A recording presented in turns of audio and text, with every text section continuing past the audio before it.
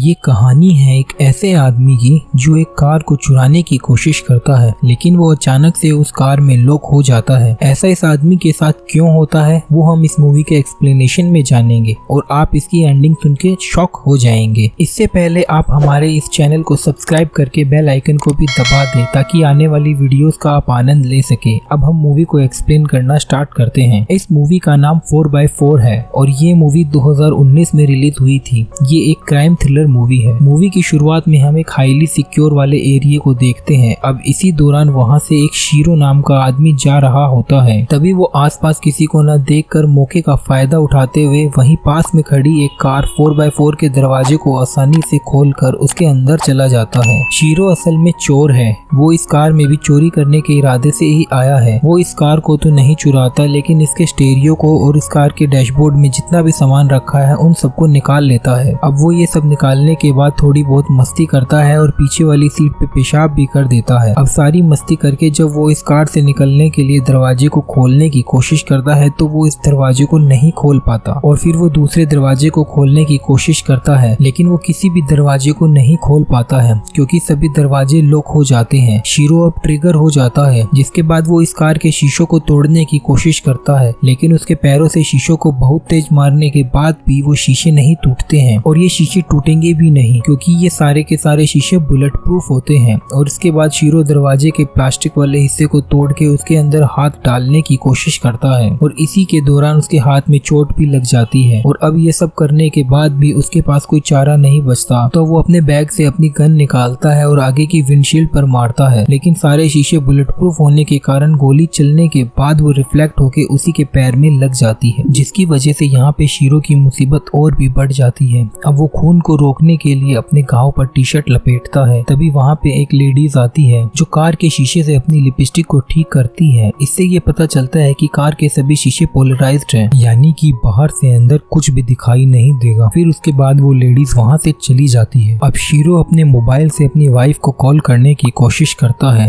लेकिन उसके मोबाइल की बैटरी खत्म हो जाती है, जिसकी वजह से उसका मोबाइल स्विच ऑफ हो जाता है। शीरो अब यहाँ पे बहुत ही बुरी तरीके से फंस चुका है। उसके पास यहाँ पे खाने के लिए भी कुछ नहीं है और पीने के लिए भी उसके पास थोड़ी सी पेप्सी होती है। खैर ये रात तो शीरो किसी तरह निकाल लेता है, लेकिन अगले दिन जब शीरो जगता है तो उसने कार से जो स्टीरियो चुराया था उसे वापस लगाता है और कार में म्यूजिक चला के कुछ रिलैक्स करने की कोशिश करता है और साथ में फिर से दरवाजे तोड़ने की कोशिश करता है। लेकिन इसी दौरान कार में एक कॉल आती है। फिर शीरो कॉल को पिक करता है और फिर कॉल पे वो आदमी बताता है कि मेरा नाम डॉक्टर एंड्रिक फरारी है और मैं इस एसयूवी का मालिक हूँ। मेरी 28 बार कार चोरी हो चुकी है और इसको मिला के अब 29 हो जाएंगी। लेकिन शीरो बस एक ही लाइन बोलता है कि मुझे यहाँ से बाहर निकालो। अब एंड्रिक इस कार की कुछ खूबियां बताता है। वो बताता है कि ये कार पूरी तरीके से बुलेट प्रूफ है, इसके ग्लास पोलराइज्ड है और इसका पूरा कंट्रोल मेरे पास है। फिर शीरो उसे गाली देते हुए उसे वहाँ से निकालने के लिए कहता है और कहता है कि मुझे बहुत तेज प्यास लगी है और मुझे यहाँ पे बहुत गर्मी भी लग रही है। जिसके बाद में कॉल कट हो जाती है और एसी चालू हो जाता है। एसी चल जाने से शीरो को थोड़ी सी राहत फील होती है, लेकिन डॉक्टर एंड्रिक ने एसी उसके भले के लिए नहीं बल्कि उसे टॉर्चर करने के लिए चलाया था। थोड़ी देर बाद यहाँ पे धीरे धीरे ठंड बढ़ने लग जाती है। फिर शीरो अपनी टी शर्ट को दोबारा से पहन लेता है और एसी के वेंट को अपनी जीन्स के कपड़ों से बंद करने की कोशिश करता है, मगर अब कार के अंदर बहुत ही ज्यादा ठंड बढ़ जाती है। थोड़ी देर बाद फिर से कॉल आता है और शीरो उसे फिर से गाली देके वहाँ से बाहर निकालने के लिए बोलता है, लेकिन एंड्रिक उससे कहता है कि मेरे कुछ सवालों का जवाब दो, जिसके बाद तुम यहाँ से निकल सकते हो। एंड्रिक पूछता है कि तुम क्या करोगे जब तुम अपने बेटे को चोरी करते हुए पकड़ लोगे। शीरो कहता है कि मैं उसका कान पकड़ूंगा और उसे पुलिस में दे दूंगा, मगर एंड्रिक कहता है कि नहीं, कोई भी पिता ऐसा नहीं कर सकता है। अब कुछ वक्त बाद शीरो अपने सामने पुलिस को देखता है और वो चिल्ला के हेल्प मांगता है, लेकिन उसकी आवाज बाहर नहीं जा रही थी। अब ये पुलिस वाला इस कार को चारों तरफ से देखता है और फिर इसका चालान काट के वहाँ से चला जाता है। इस कार का चालान इसलिए काटा गया क्योंकि इसके चारों शीशे पोलराइज्ड थे। बाहर भले ही बारिश हो रही है, लेकिन शीरो कार के अंदर प्यास से मर रहा है। अब फिर से यहाँ पे कॉल आता है तो शीरो उसे पानी के लिए कहता है। एंड्रिक अब उसे उसका आईडी नंबर और उसका नाम पूछता है। शीरो उसे सब बता देता है तो एंड्रिक उसे पानी पीने के लिए दे देता है। वो बैक साइड में एक छोटे से पाइप से कार के फिल्टर हुए पानी को बोतल में भरता है, जो दिखने में ही साफ नहीं लग रहा था, लेकिन बहुत ज्यादा प्यास लगने के कारण शीरो उसे बिना सोचे समझे पी लेता है। अब फिर से रात हो जाती है और शीरो को बहुत ही ज्यादा भूख लग रही होती है। उसके सामने एक डिलीवरी बॉय पिज्जा की डिलीवरी कर रहा होता है। उसके सामने खाना होने के बावजूद भी वो कुछ खाना नहीं खा सकता। अब इसी दौरान एक छोटा सा कीड़ा उसका दोस्त बन जाता है। एनरिक उसे टॉर्चर करने में कोई भी कसर नहीं छोड़ता है। अब वो कार में गर्म हवा का एसी चला देता है, जिसकी वजह से शीरो की हालत और भी खराब हो जाती है। इतनी ज्यादा भूख के कारण शीरो वहाँ पे रखी हुई इंस्ट्रक्शन बुक को ही खाने लग जाता है और जब उसे वहाँ पे पानी पीने को नहीं मिलता है तो वो अपने ही पेशाब को पानी समझकर पीने लग जाता है। और इसी दौरान वहाँ पर अब एक और चोर आता है जो इसे खोलने की कोशिश करता है, लेकिन तभी वहाँ पे एक आदमी आ जाता है, उसे ऐसा करने से रोक देता है और उसे वहीं पर पकड़ लेता है, जिसके बाद में वहाँ पे पुलिस भी आ जाती है। बाहर यहाँ पे इतनी ज्यादा हलचल हो रही थी, लेकिन किसी को भी इस बात की खबर भी नहीं थी कि कार के अंदर एक आदमी मर रहा है। अब रात हो जाने पर उसे भूख कंट्रोल नहीं हो रही होती है तो वो अपने साथी कीड़े को खाने की कोशिश करता है, लेकिन फिर उसके मन में कुछ ऐसा आता है जिसकी वजह से वो उसे नहीं खाता है। इसी दौरान बाहर एक कपल भी आता है जो साथ में संभोग करते हैं, लेकिन शीरो उन्हें देखने के अलावा कुछ भी नहीं कर सकता है। अगले दिन फिर से एनरिक का कॉल आता है, जिसके बाद एनरिक शीरो को बता देता है कि डैशबोर्ड के नीचे एक चॉकलेट बार है जिसे तुम खा सकते हो। शीरो के चॉकलेट खाने के बाद उसे कुछ अलग लगता है। फिर शीरो अपने मोबाइल की बैटरी को निकाल के बाहर धूप में रख देता है और फिर बाहर सभी के रूटीन को देखने लग जाता है। काफी बार कोशिश करने के बाद शीरो फाइनली दरवाजे में थोड़ा सा छेद कर लेता है, लेकिन ये छेद इतना बारीक होता है कि इससे आवाज भी बाहर नहीं जा सकती है। तभी वहाँ पे फिर से एनरिक का कॉल आता है और वो उसे बताता है कि उसके पास इरीना और लियोन की न्यूज है। और इन दोनों का नाम सुन के शीरो हैरान हो जाता है, क्योंकि ये दोनों उसकी बीवी और बच्चे का नाम था। शीरो उससे पूछता है कि तुम उसके बारे में कैसे जानते हो, जिसके बाद एनरिक उन्हें बताता है कि मैंने तुम्हारी फैमिली को बताया है कि तुमने लॉटरी में $1 lakh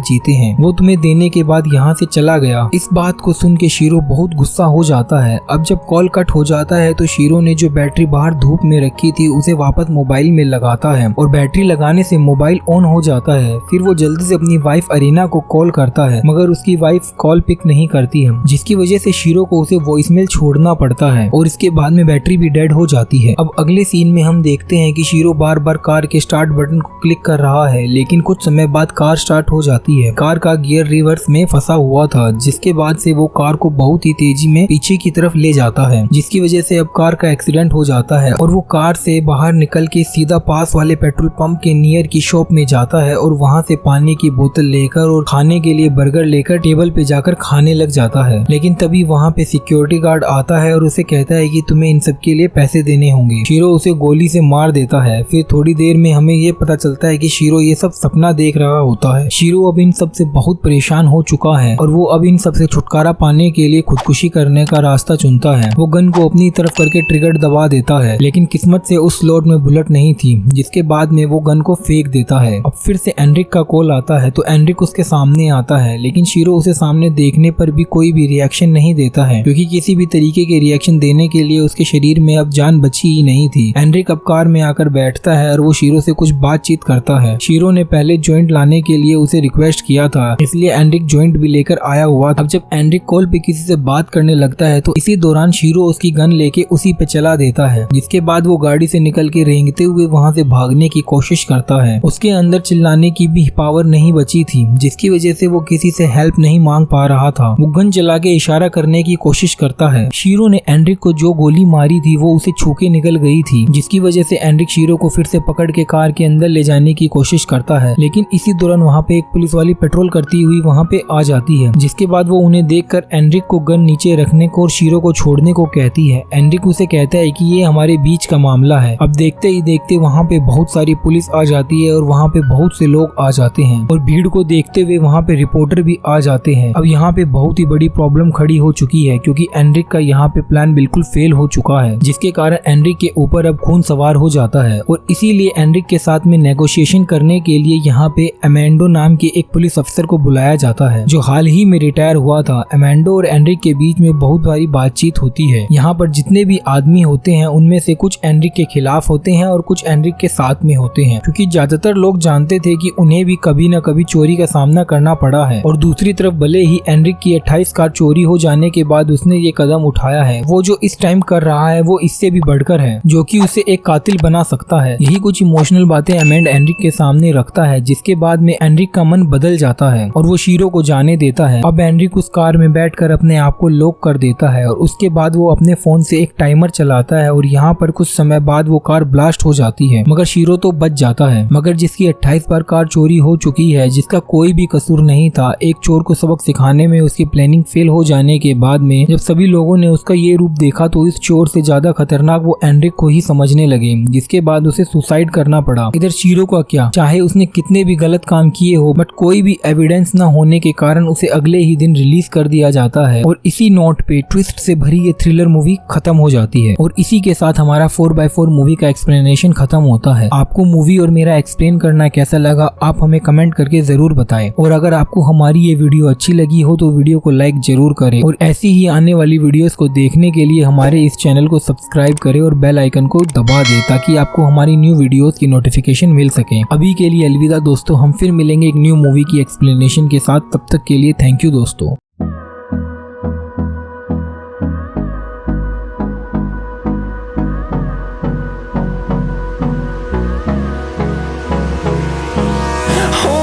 Close till I get up, time is barely on our side. I don't wanna waste what's left.